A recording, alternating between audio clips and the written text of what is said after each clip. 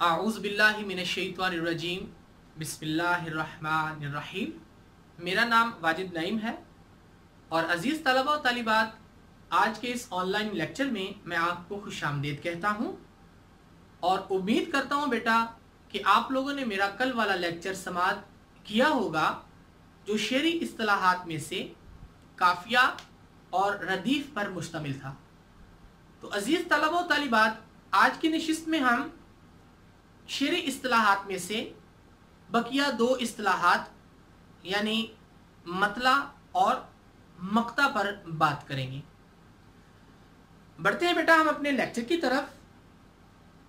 अजीज तलबा और तालिबात, शेरी इस्तिलाहात में से आज की नशिस्त में ज़ेर बहस जो इस्तिलाहात हैं वो मतला और मक्ता की है।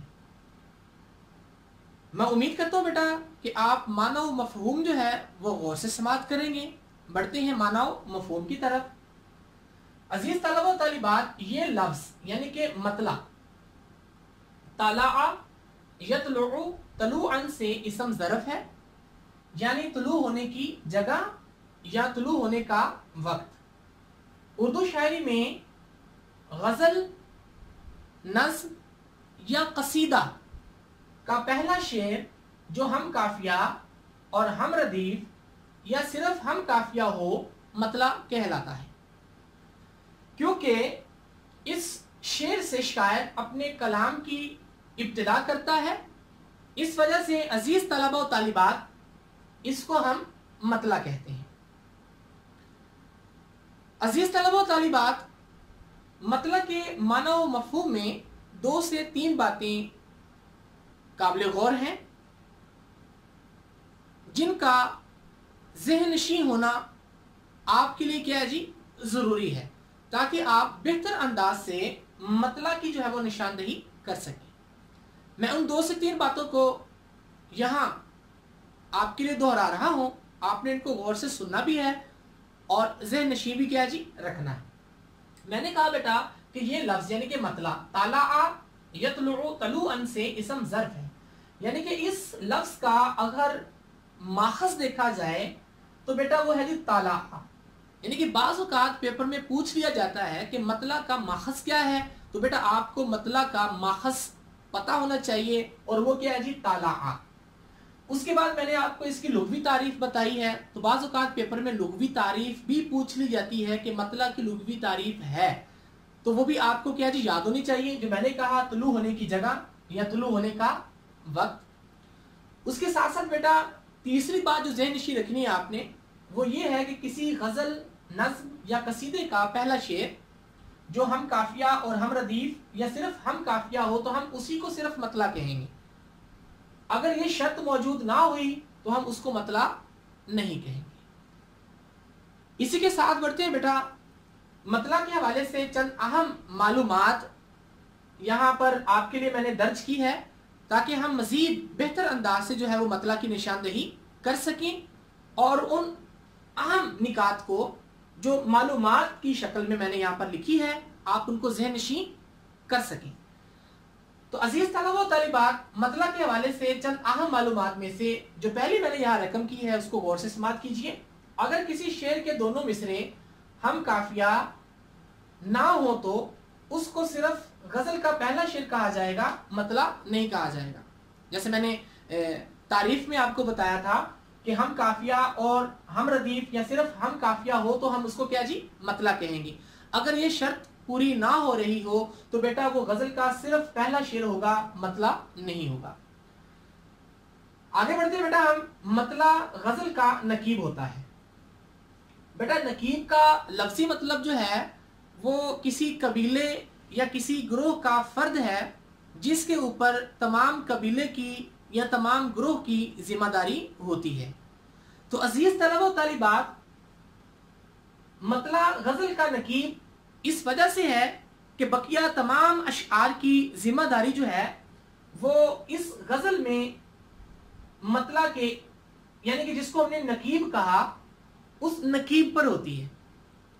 यानी कि तमाम अशआर की जिम्मेदारी नकीब पर होती है, यानी कि मतला पर होती है।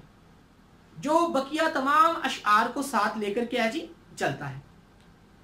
अगर अजीज तलबा व तालिबात इस मफहूम को मैं सादा जुबान में आपके सामने बयान करना चाहूं तो कुछ यूं करूंगा ताकि आपको नकीब का माना व मफहूम जो है वो बेहतर अंदाज से समझ में आ जाए।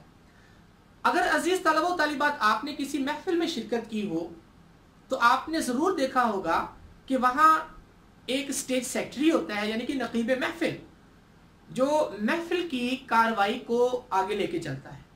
यानी कि महफिल में शिरकत करने वाले जो अहबाबे ज़ी वकार होते हैं, जिन्होंने महफिल में कलाम पाक की तिलावत करना होती है, सरकार दो आलम सल्लल्लाहु अलैहि वसल्लम की बारगाह बेकसपना में अकीदत के फूल निछावर करना होते हैं, यानी कि नात शरीफ पढ़ना होती है, या खिताबत के जौहर दिखाना होते हैं। तो बेटा एक एक करके वो उन अहबाबे ज़ी वकार को क्या है जी स्टेज पर मदऊ करता है और वो स्टेज पर आकर अपना अपना माफियु ज़मीर कलाम पाक की तिलावत के ज़रिए से, उसके साथ साथ नात खानी के ज़रिए से या खिताबत के ज़रिए से क्या जी लोगों के सामने बयान करते हैं। तो इस अंदाज से अजीज तलबा व तालिबात उस महफिल की तमाम तर जिम्मेदारी जो होती है वो नकीब महफिल पे होती है कि वो उस महफिल को कैसे लेके चल रहा है। इसी तरह अजीज तलबा व तालिबात गज़ल का जो मतला होता है, बकिया तमाम अशआर की जिम्मेदारी जो है वो उस मतले पर होती है जिसको हमने नकीब कहा। उस मतले पर होती है कि वो बकिया तमाम अशआर को साथ लेकर के है जी चलता है। उसको हम क्या कहेंगे जी, इस सूरत में मतला गजल का क्या है जी नकीब कहलाता है, जो तमाम अशआर को साथ लेकर के जी चलता है। बढ़ते बेटा आगे, हम गजल में एक से ज्यादा मतले भी आ सकते हैं, मगर ये मतले शुरू में यके दीगरे बाद आते हैं और इन्हें मतले सानी, मतले सालिस वगैरह कहा जाता है। तमाम मतलों के बाद जो मतला आएगा वो हुस्ने मतला कहलाएगा। इस बात को बेटा गौर से सुनना है आपने। बाज़ औक़ात ऐसा होता है कि पूरी पूरी गजल जो है बेटा मतलों पर कही जाती है, और बाज़ औक़ात ऐसा भी होता है कि किसी गजल में 2, किसी गजल में 3, किसी गजल में 4 मतले भी जो है वो लाए जाते हैं। तो इस सूरत हाल को मद्देनजर रखते हुए बेटा जो आखिरी हमारे पास मतला होगा, और उसके लिए भी शर्त है कि उसके भी दोनों मिसरे क्या जी हम काफिया और हम रदीफ हों, तो वो क्या है जी हमारा गजल का हुस्ने मतला होगा। और उसके बाद वाले जितने भी शेर आएंगे वो आम शेर होंगे। ये पहला शेर अगर उसमें दोनों मिसरे हम काफिया हम रदीफ हों और अगला शेर जो है वो उसी कंडीशन पर ना हो, तो फिर बेटा दूसरा शेर आम शेर होगा। इस पर मैंने जो बात आपके सामने मैंने बयान की है, इस पर 2 मिसालें जो हैं, एक वो जिसका पहला शेर मतला है, दूसरा आम शेर है। एक वो मिसाल जिसमें कम से कम 2 मतले हैं और एक आम शेर है, वो मैंने यहाँ पर दर्ज की है ताकि हम बेहतर अंदाज से जो है मतले की निशानदेही कर सकें। आपने उनको गौर से समात करना है। पहली मिसाल की तरफ बढ़ते हैं। ये आरजू थी तुझे गुल के रूबरू करते, हम और बुलबुले बेताब गुफ्तगू करते। तो अब बेटा ये देखिए, मैंने सुर्ख रोशनाई में जो हरूफ आपको नजर आ रही हैं, रूबरू, गुफ्तगू, ये वो हरूफ हैं जो हम काफिया हैं, और उसके साथ जो सब्ज रोशनाई में आपको करते करते नजर आ रही हैं वो क्या जी हम रदीफ है। तो अब ये जो गजल का शेर मैंने लिखा है, इसमें हमें दोनों शरायत यानी कि हम काफिया और हम रदीफ, वो शरायत क्या जी पाई जा रही हैं। इस वजह से ये गजल का क्या हुआ जी मतला, यानी कि वो शेर जिसके दोनों मिसरे हम काफिया और हम रदीफ हो, तो वो क्या कहलाएगा जी मतला।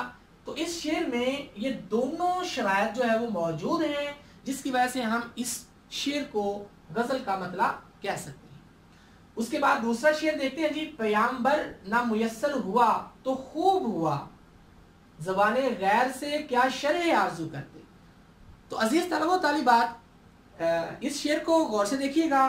पहले मिसरे में रदीफ और काफिया मौजूद नहीं है, दूसरे मिसरे में रदीफ और काफिया क्या जी मौजूद है, आरजू काफिया है, करते रदीफ है। चूंकि हुस्ने मतला के लिए मैंने कहा था कि दोनों मिसरों में रदीफ और काफिया या सिर्फ काफिया होना क्या जी जरूरी है, तो इसके पहले मिसरे में रदीफ काफिया मौजूद नहीं है, दूसरे मिसरे में रदीफ काफिया मौजूद है, जिसकी वजह से ये आम शेर होगा, ये हुस्ने मतला नहीं कहलाएगा, जिसको मैंने यहाँ पर अलग करके भी लिखा है। पहला शेर मतला, जबकि दूसरा शेर क्या जी आम शेर है। मैं उम्मीद करता हूँ बेटा कि आपने इस मिसाल को समझा होगा और ज़हन नशीं भी किया होगा, और जो बात मैंने आपको बताई है कम से कम आपके जहन में वो बात क्या है जी आ गई होगी।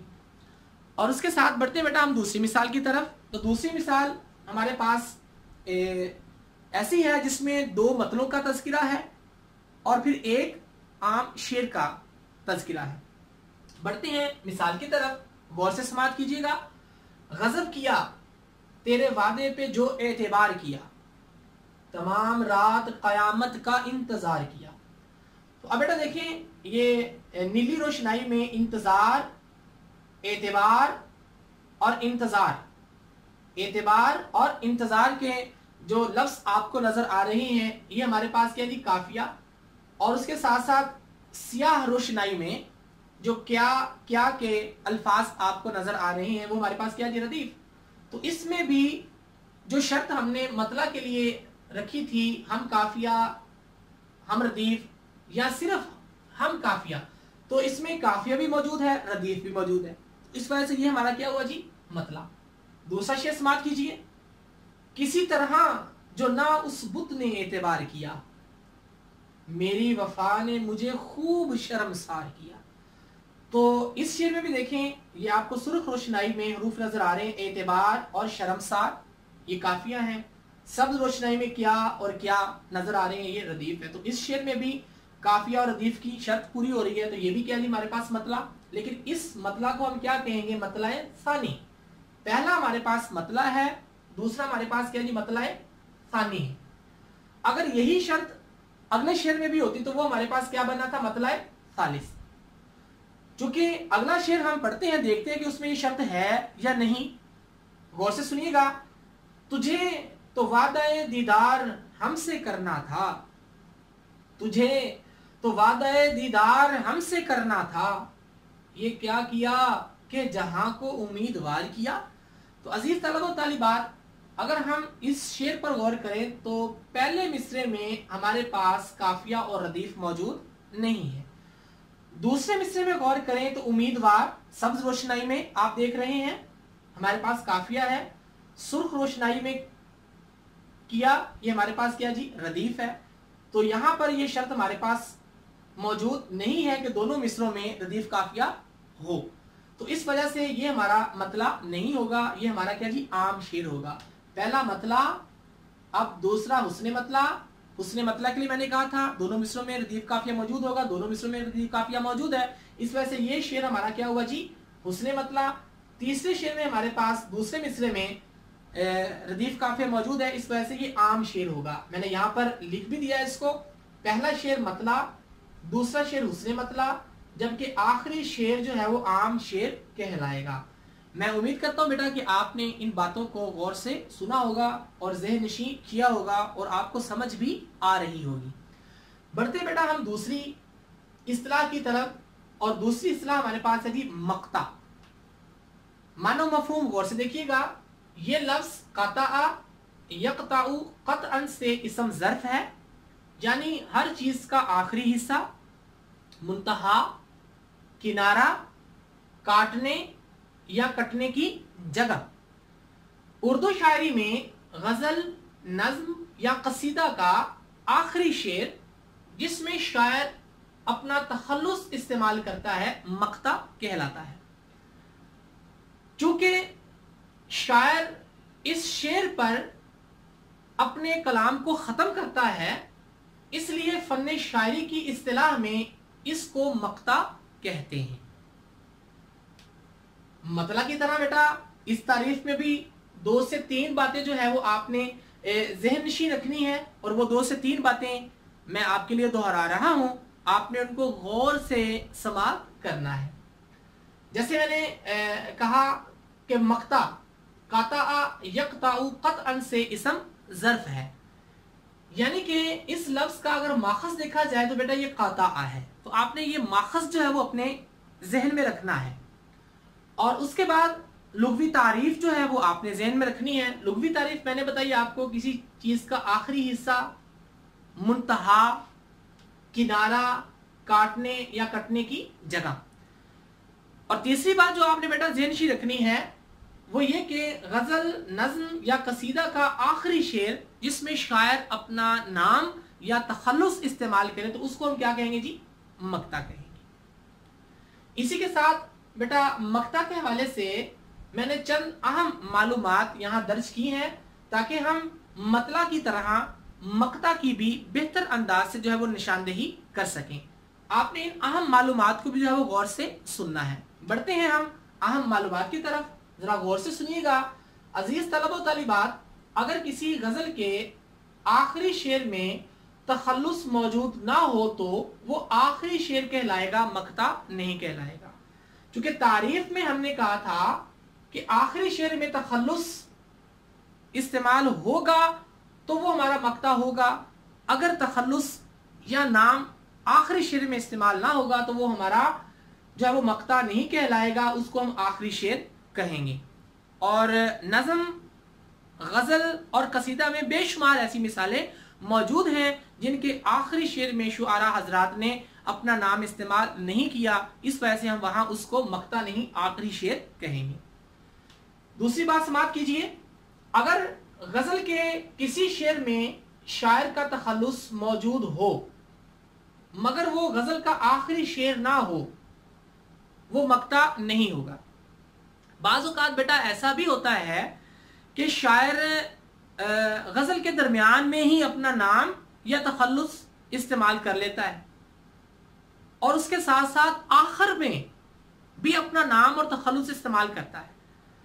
तो बास लोग जिनको पूरी गजल पर इदराक नहीं होता या जिन्होंने पूरी गजल जो है वो नहीं पढ़ी होती, तो जब वो फौरन उस शेर को पढ़ते हैं जिसमें शायर ने अपना नाम या तखल्लुस इस्तेमाल किया होता है तो वो कहते हैं कि ये मक्ता है, हालांकि वो मक्ता नहीं होता। आप ये बात समझ रहे होंगे जो मैंने आपके सामने बयान की है, यानी कि तखल्लुस मौजूद हो मगर वो गजल का आखिरी शेर ना हो तो उसको हम मक्ता नहीं कहेंगे। तीसरी बात समाप्त कीजिए, मक्ता गजल के इख्तिताम का ऐलान करता है। यानी कि जैसे मैंने यहाँ पर कहा था कि चूंकि शायर इस शेर पर अपने कलाम को ख़त्म करता है, इस वजह से फ़न शायरी की इस्तिलाह में हम इसको क्या है जी? मक्ता कहते हैं। इसको क्या कहते हैं हम? मक्ता।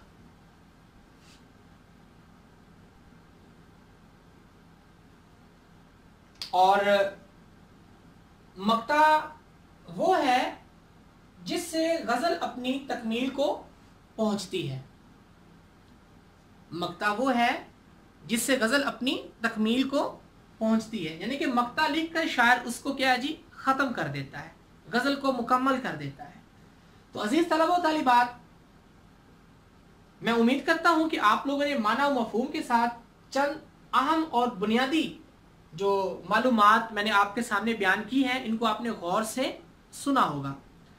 तो अजीज तलबा व तालिबात, चंद मिसालें जो है वो जो चंद अहम मालूमात, उनमें से दो जो बुनियादी बातें, जो बारीकियां मक्ता के हवाले से मैंने आपके सामने बयान की हैं, दो मिसालें मैंने उनके ऊपर आपके सामने बयान करूंगा।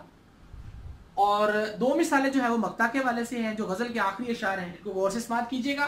पहली मिसाल है, मीर उन नीमबाज आंखों में सारी मस्ती शराब की सी है। तो अब मीर का लफ्ज बतौर तखल्लुस इस्तेमाल हुआ है और उसके ऊपर मक्ता की तखल्लुस की अलामत भी है, तो इस वजह से ये गज़ल का क्या जी? आखिरी शेर है और मक्ता कहलाएगा।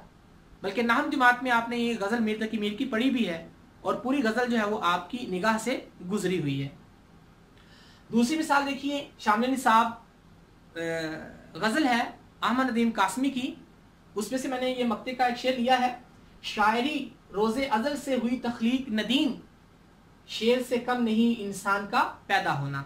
चूंकि शामिल निसाब गज़ल से मैंने ये शेर लिया है, आप अपनी निसाब की किताब खोलें उर्दू की और अहमद नदीम कासमी की गज़ल पर आएँ तो उसमें आपको ये जो है वो मक्ता मिल जाएगा। तो ये 2 शेर जो क्या हुए हमारे मक्ता हुए। उसके बाद बढ़ते हैं तीसरी मिसाल की तरफ। तो तीसरी मिसाल वो है जो गज़ल का आखिरी शेर तो है लेकिन वो हमारा मक्ता नहीं है। क्यों? क्योंकि उस शेर में शायर ने अपना नाम और तखल्लुस इस्तेमाल नहीं किया। अल्लामा मोहम्मद इकबाल की 12वीं जमात में यानी कि साल दवम 12वीं जमात में एक गज़ल शामिल है, उसमें से मैंने ये शेर लिया है। जब आप 12वीं जमात में आएंगे तो आप वहाँ पर भी निशानदेही कर सकती हैं। अगर आपने अभी कोई आपके अजीज़ो अक़रबा में से या भाई बहन में से कोई 12वीं जमात में पढ़ता है तो आप वहाँ इकबाल की ये गज़ल जो है वो देख सकते हैं, जिसमें अल्लामा मोहम्मद इकबाल ने अपना नाम या तखल्लुस इस्तेमाल नहीं किया। गज़ल का आखिरी शेर है, मक्ता नहीं है। समाअत कीजिए। मेरे कदू को गनीमत समझ के बादाए नाब, ना मदरसे में है बाकी ना खानका में है।